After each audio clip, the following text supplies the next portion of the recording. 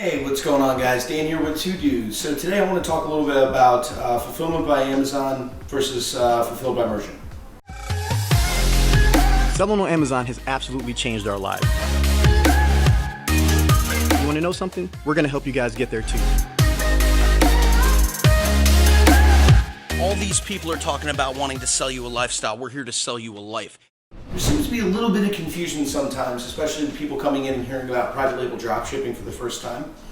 So, FBA, what is it? You've heard it a lot, right? I mean, there's tons and tons of people talking about it. It's been around. The methods and techniques to leverage FBA has been around for a very long time. Not much has changed with it. I mean, they change the pricing schemes once in a while, Amazon that is. But what is it? So, FBA is essentially you procuring product in quantity, mass quantity, and that could be, 10, 15, 20 to, 10,000, 15,000, 20,000, right? What you do is you then purchase this product and then you send it into Amazon. Amazon maintains that product, meaning that they mark it, they pack it, or they pack it up into a case, and then they hold on to the product for you. This is within their fulfillment centers, across many fulfillment centers. And what will happen is you can list this product on Amazon for customers to purchase. When they purchase, like if you go on, you find this product, you go to purchase this said product, and what will happen is it sends information to Amazon to say, okay, my name, wherever I live, purchase this product, package this product up. Amazon will package this product up for you, right? Once you're done packaging it up, they'll label it and they'll ship it. The customer will then receive it. So there's many benefits to FBA.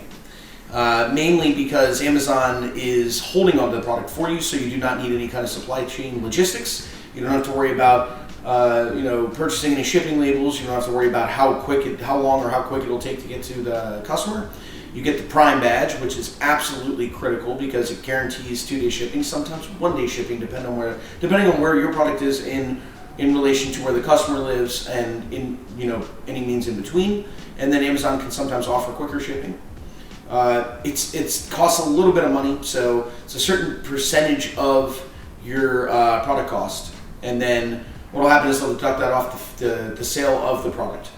Amazon uses that to essentially hold on to the product for you, pay for the workers in the warehouse to not only pack the product up and ship it, but also to store it and pick it.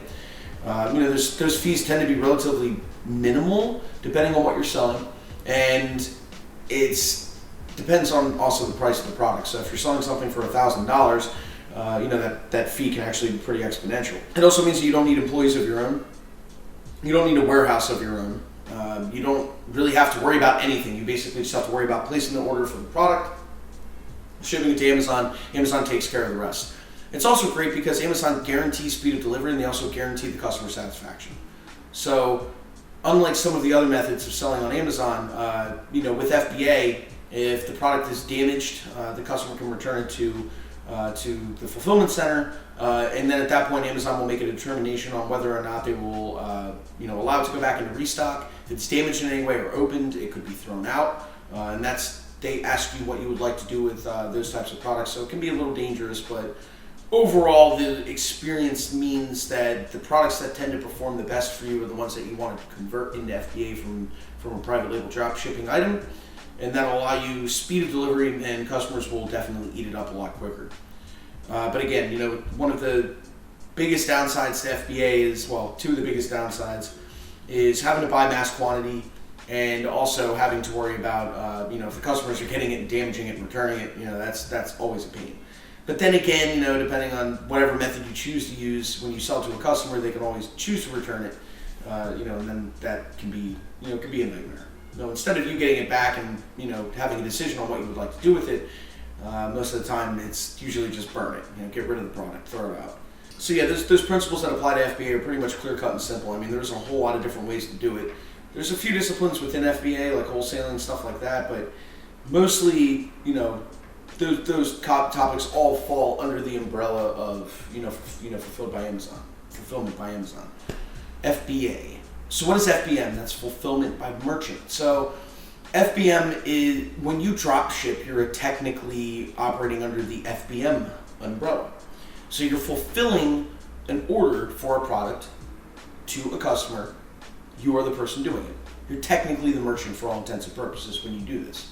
So yeah, you may be ordering from a supplier and sending directly to the customer, the typical dropshipping method, but the way Amazon classifies you is FBM.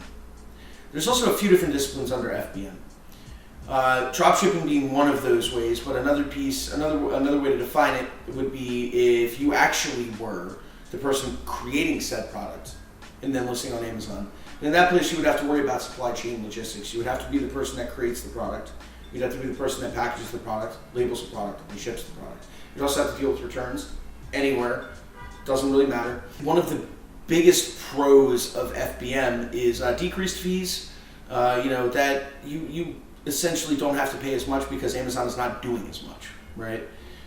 You're flying under your own flag though. So if you piss the customer off and the customer gets upset and writes you a bad review, instead of Amazon being like, no, that's on us because we send it to the customer, it's going to be on you. So you're going to have to deal with that. So if you deliver the product late, you're going to be on the hook. Your metrics are going to take a dive. If you put in incorrect tracking information, your metrics are going to take a dive. And this is essentially what we preach all the time about with private label dropshipping is keeping those metrics up. It's because you're FBM, you're merchant fulfilled.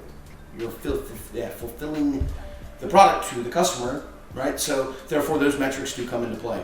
When you go the FBA route, fulfillment by Amazon, those metrics don't really apply. Amazon is the one guaranteeing that piece of the supply chain, right? So it's, I guess, another pro to FBA versus FBM. But in sacrifice, you're going to be spending more for Amazon to do all of this for you. They want a piece of the pie, a greater piece of the pie, if they're the ones willing to front themselves and take the risk. Because it's really important, especially if they're going to also offer, 2-day shipping, free 2-day shipping to Prime customers. Amazon really does want a piece of the pie, and it's a reasonable piece. It's not cheap by any stretch, but it's a reasonable piece. And Rico and I do that all the time. We have a decent amount of listings that are FBA. We also have a decent amount of listings that are FBM. It's a good blend in between. A lot of the products that we procure in the beginning, we test and make sure that they're good, and then eventually we'll convert. And we've also said this many times as well.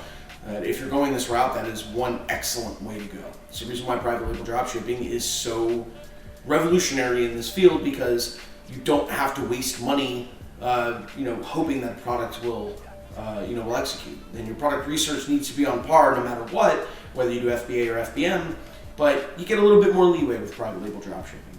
So the FBM route is mostly what we like to preach, but the FBA route's great too. It's one of those kind of turn and burns. You convert your products that are selling the best from FBM to FBA, send the product to Amazon, they take care of the rest.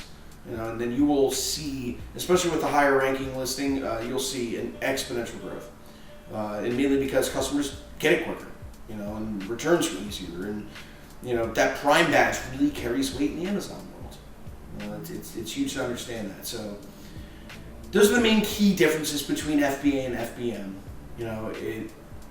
It really depends on which route you're coming in at. If you're going to be doing the dropshipping route or the wholesaling route, if you're going to be coming in and actually owning the product and having the product on hand that you're shipping to the customer, or if you're just buying all the product and sending it to Amazon to take care of. It's a lot less headaches in many ways.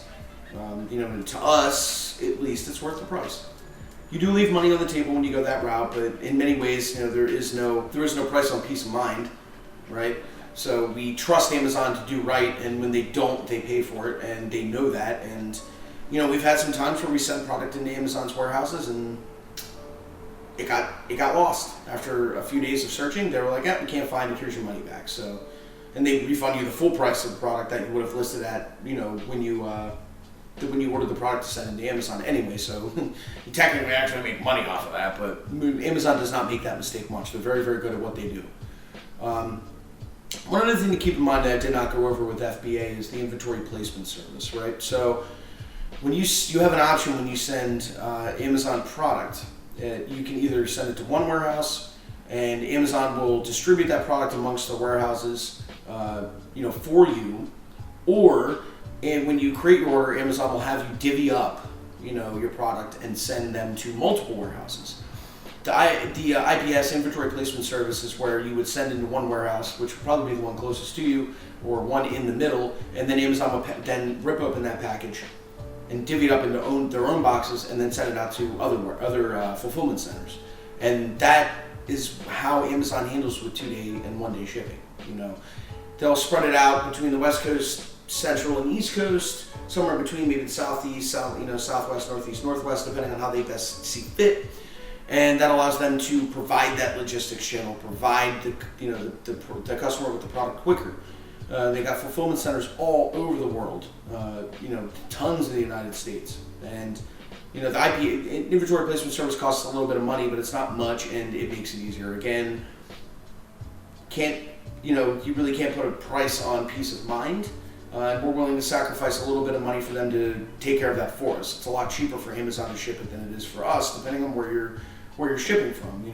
If you're shipping from overseas, it can be relatively expensive. It can be pretty expensive if you decide to tell your supplier, hey, by the way, can you ship to these 5 locations when you're paying 5 times the shipping? So we usually do some analytics on it to make sure that we're not getting ripped off. And if it is cheaper for us to have the supplier send that to to those 5 or 6 fulfillment centers or whatever, then we'll have them do it. But most of the time it ends up being inventory placement service tends to be cheaper because Amazon leverages their own shipping channels that they have contracts worked out, and it's much cheaper for us to spend the initial money to get the product to one place and then for them to charge a certain fee to get that product repackaged and shipped out to other fulfillment centers. So that's just something to keep in mind. That's another pro/con, maybe, mostly a pro, for FBA. So I hope that answers some of your questions. I know everybody's kind of prepping for Prime Day, so make sure you get your inventory in before the 27th of June. It's got to be in Amazon's hands by the 27th of June for your listing to be eligible for Prime Day. Do not forget, okay? And that's, again, FBA items. So hopefully that answers some questions. Again, if you guys ever have any questions, you can reach out to us. We're freely available. You can reach out to us on Facebook. We're always available to answer questions, regardless if you're a student or not. You can come to us. Always down to help you out. That's something that we built at the beginning, and we're going to keep on doing. But if you haven't done already, subscribe to us on YouTube, follow us on Instagram, like us on Facebook.